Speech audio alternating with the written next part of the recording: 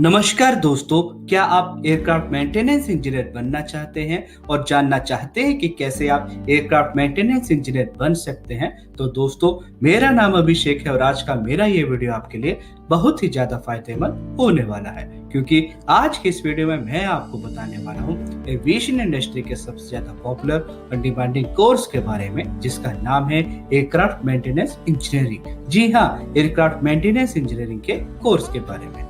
दोस्तों, आज हमारे देश में ऐसे बहुत सारे युवा हैं जो एयरलाइन इंडस्ट्री में अपना करियर बनाने की इच्छा रखते हैं, क्योंकि इस फील्ड में उन्हें शुरू से ही जॉब की काफी अच्छी अपॉर्चुनिटीज और जॉब में काफी अच्छी सैलरीज भी मिल जाती है।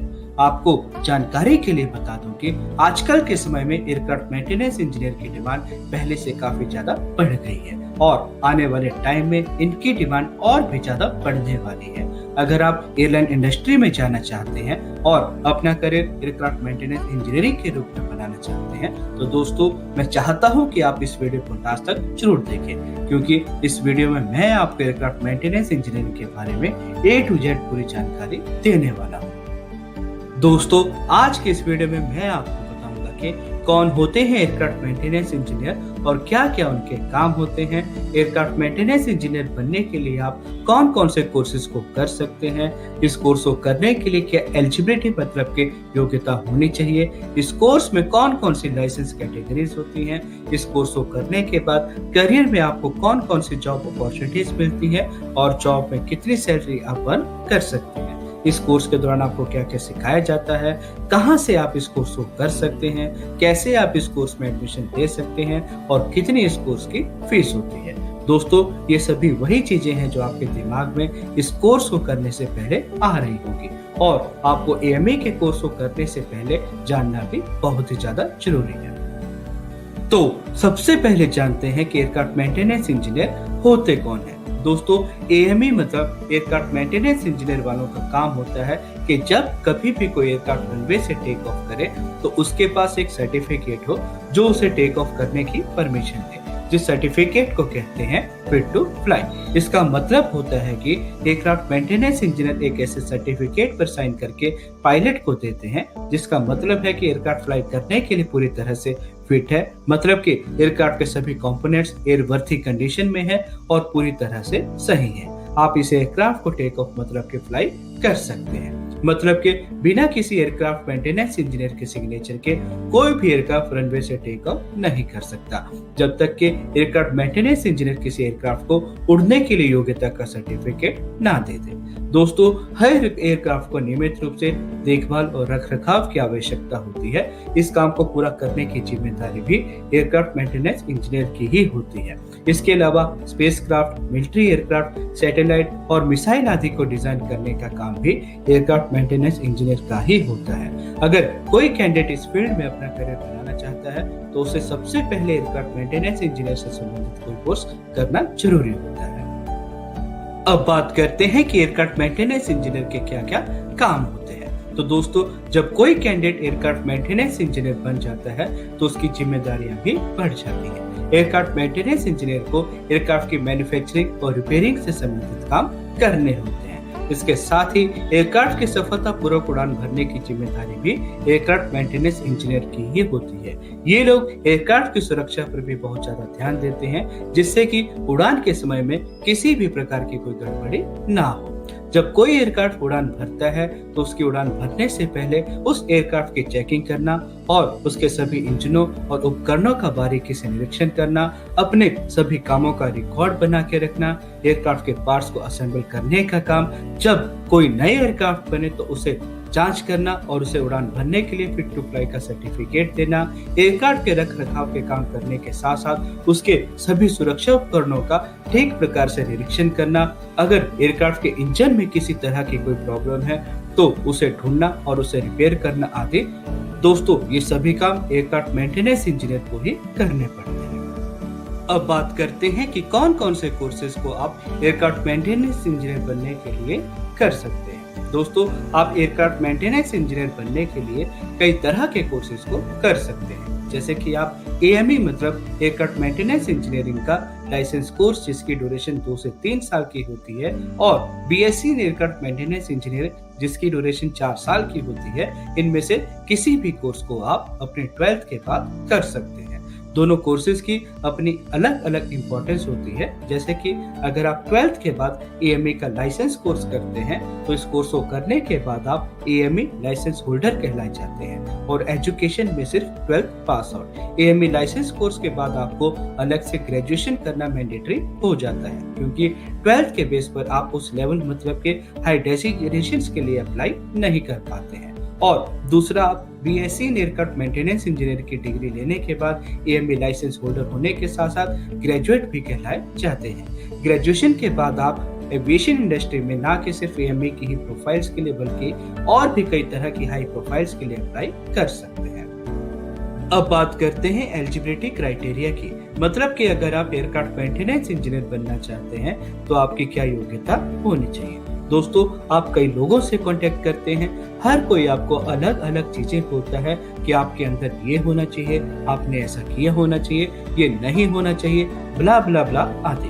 दोस्तों, आपको मैं सिंपल सी लैंग्वेज में समझा दूं कि अगर आप एयरक्राफ्ट मेंटेनेंस इंजीनियरिंग का कोर्स करना चाहते हैं तो आपने अपनी 12th कम से कम 50% मार्क्स के साथ फिजिक्स, केमिस्ट्री और मैथ के साथ पूरी की होनी चाहिए। मतलब कि आप साइंस स्ट्रीम के बैकग्राउंड से होने चाहिए। एज लिमिट की बात करें तो इस कोर्स में एडमिशन लेने के लिए आपकी एज 17 से 25 साल के बीच होनी चाहिए।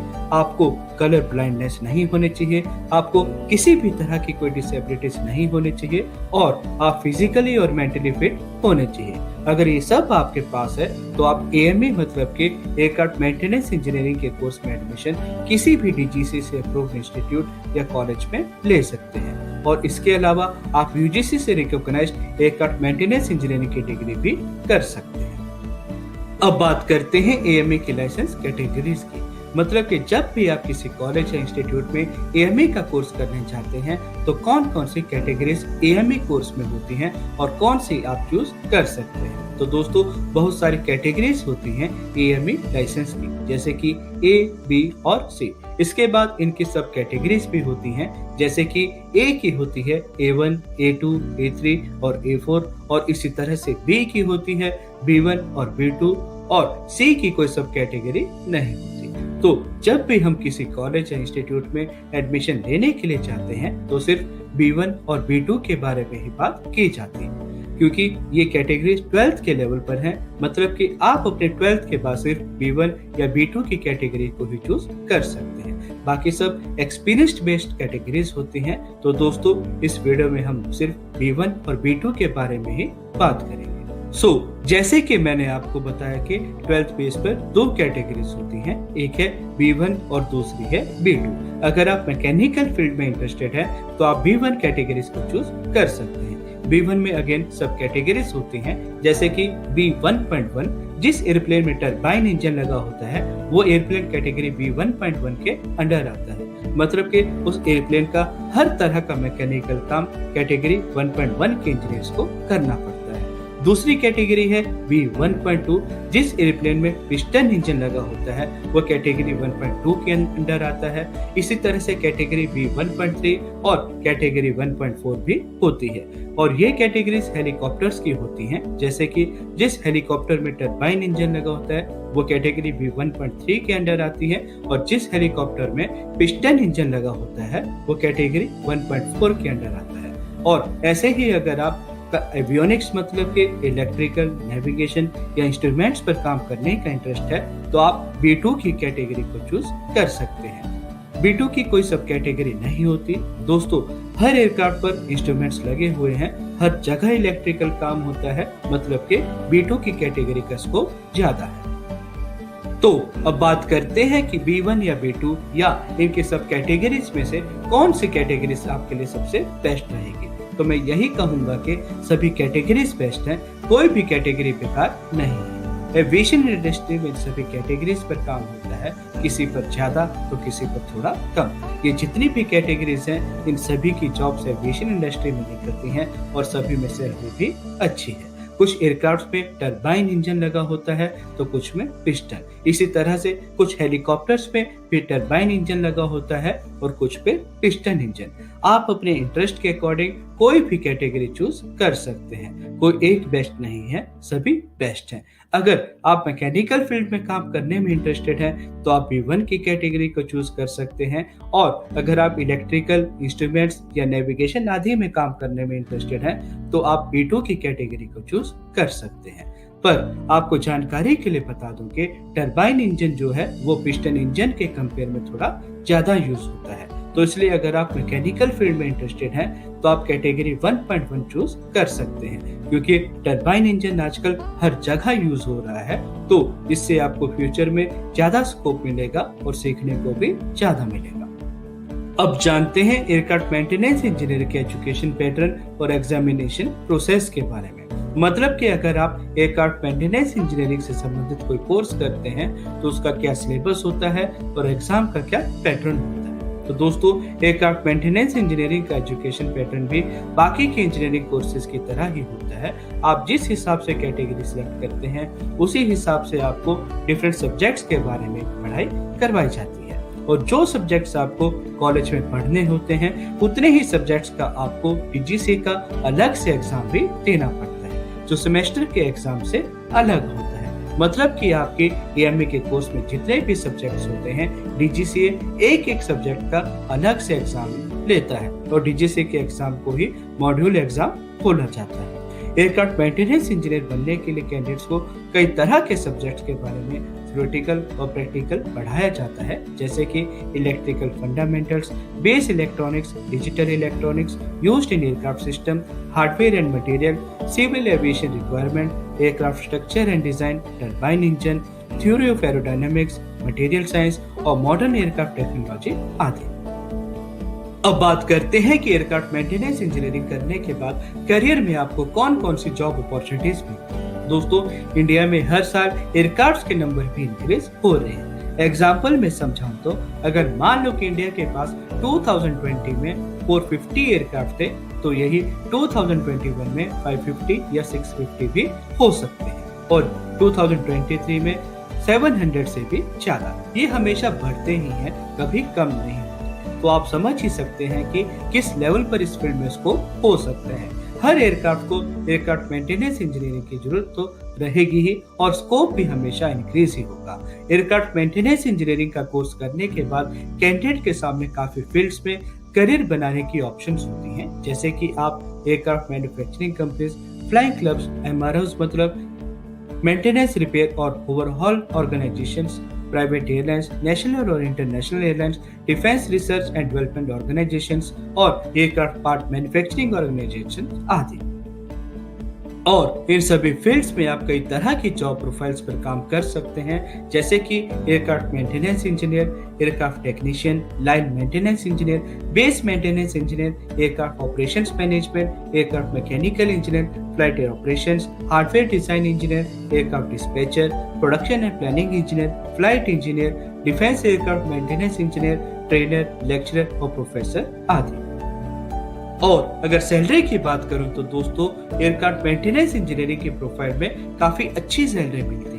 एंट्री लेवल पर ही आप इस फील्ड में अपने स्किल्स, नॉलेज और एजुकेशन के हिसाब से 3 से 7 लाख रुपए तक सालाना आसानी से कमा सकते हैं। अगर आपको कुछ सालों का एक्सपीरियंस है तो आपको 10 से 15 लाख रुपए तक की सैलरी की आसानी से मिल सकती है। लेकिन जैसे जैसे आपका एक्सपीरियंस बढ़ता जाता है आपकी सैलरी भी बढ़ने लगती है। और इसी बीच अगर आप अपने एक्सपीरियंस के अनुसार अगर विदेशों में जॉब करना चाहते हैं तो आप इस प्रोफेशन में आराम से हर महीना लाखों रुपए भी कमा सकते हैं। अब बात करते हैं एडमिशन प्रोसेस और कोर्स फीस की। तो दोस्तों, जो कैंडिडेट एयरक्राफ्ट मेंटेनेंस इंजीनियर बनना चाहते हैं उन्हें इसके लिए कंबाइंड एडमिशन टेस्ट के एग्जाम देना जरूरी होता है। इसके अलावा आप यूनिवर्सिटी लेवल पर भी एंट्रेंस एग्जाम दे सकते हैं, और अगर आप इस एग्जाम में पास हो जाते हैं तो उसके बाद आपको एयरक्राफ्ट मेंटेनेंस इंजीनियरिंग के कोर्स में एडमिशन मिल जाती है, जहां से फिर आप पढ़ाई करके इस फील्ड में अपना करियर बना सकते हैं। एयरक्राफ्ट मेंटेनेंस इंजीनियर बनने के लिए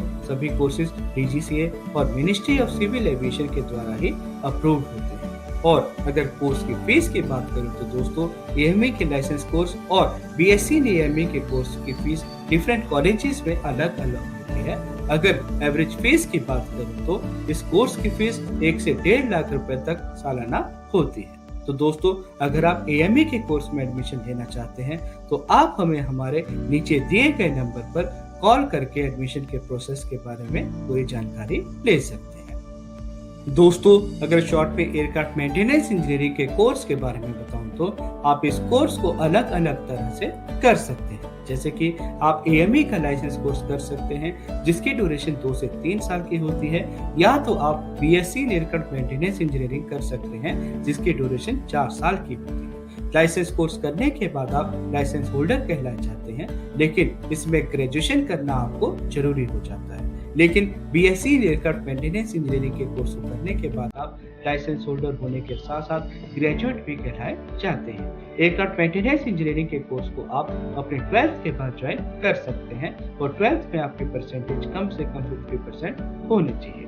और अगर सब्जेक्ट्स की बात करें तो 12th में आपके सब्जेक्ट्स में फिजिक्स, केमिस्ट्री और मैथ का होना मैंडेटरी है, मतलब कि आपके 12th साइंस स्ट्रीम से होनी चाहिए। एग्जामिनेशन की बात करें तो सेमेस्टर वाइज इसमें आपके एग्जाम होते हैं और कॉलेज के एग्जाम के साथ साथ इसमें डीजीसी के एग्जाम अलग से होते हैं जिन्हें देना मैंडेटरी होता है। इस कोर्स की टोटल फीस एन एवरेज 1 से 1.5 लाख रुपए तक सालाना होती है, जो डिपेंड करता है कि आप किस कॉलेज और यूनिवर्सिटी में एडमिशन ले रहे हैं। एवरेज सैलरी की बात करूं तो इस कोर्स को करने के बाद 3 से 7 लाख रुपए तक सालाना आपकी सैलरी तो रहेगी, बाकी आप अपने स्किल्स के अनुसार 10 से 15 लाख रुपए तक की सैलरी को सालाना आसानी से एज अ फ्रेशर लेवल पे अर्न कर सकते हैं। और अगर आप एयरक्राफ्ट मेंटेनेंस इंजीनियरिंग के कोर्स में एडमिशन लेना चाहते हैं तो आप हमें हमारे नीचे दिए गए नंबर पर कॉल करके एडमिशन के बारे में पूरी जानकारी ले सकते हैं। दोस्तों आज के इस वीडियो में मैंने आपको बताया कि कैसे आप एयरक्राफ्ट मेंटेनेंस इंजीनियर बन सकते हैं और कहां से आप एयरक्राफ्ट मेंटेनेंस इंजीनियर के कोर्स को कर सकते हैं। इस तरह मेरे और भी कई वीडियोस अलग अलग प्रोफाइल के हिसाब से मेरे चैनल पर बने हुए हैं और मैं आशा करता हूं कि आपको मेरा ये वीडियो अच्छा लगा होगा। अगर आपको इस वीडियो से संबंधित या एयरक्राफ्ट मेंटेनेंस इंजीनियरिंग के कोर्स से संबंधित कोई भी क्वेश्चन है तो आप बेझिझक कमेंट सेक्शन में कमेंट करके मुझसे पूछ सकते हैं। धन्यवाद दोस्तों, मैं आपके अच्छे करियर की कामना करता हूँ।